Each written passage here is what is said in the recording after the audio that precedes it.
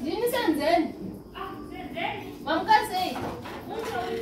Muri bwani chakavata kai? Senzeni yatochaya makavata. Basi chakarara kana isenzeni kana uchona madhoo akabva vave vati vanhu vakarara. Ko murume wenyari Arimo vakarara. ndoda zvekumuona. Ungada wamutsira kuvaona makusenda vakarara kudai so. Yenyaya nawo. Hangu ndiwamutse.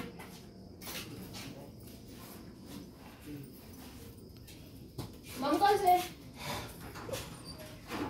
Senzeni. Ukudii kumakusena nobaba vangu vanawe. Ndauya nenyaya yedu iya. Yeye baba anapenda umbo kwenye mani. Unasikia kupambirana ngwese udii panape. Ndi vanhu vakambondinyeka kupara. Iwe baba mani. Ndomba. Aiwa, ndisuda izvo. Ini musamubvaridzira regai tawe. Chiko na iyo tanongota samubvaridzira. Ndomba iwe. Mira izveka ari mupapa pamakanyenga ndakati ndozokudza kana ndafunga. Ndakazokudza ita ndakazofunga kuti ndakazokudza ita andikudii ndazofunga. Ukwane. Musamuvhundudzira. Munozviwanza. Munozviwanya munonyengana senzeni anokunyadzisirayo. Anonyepa uyu Senzeni hapengi uyu. Anokaizwa zvaanoita. Akakudze kuti enda mba iwe.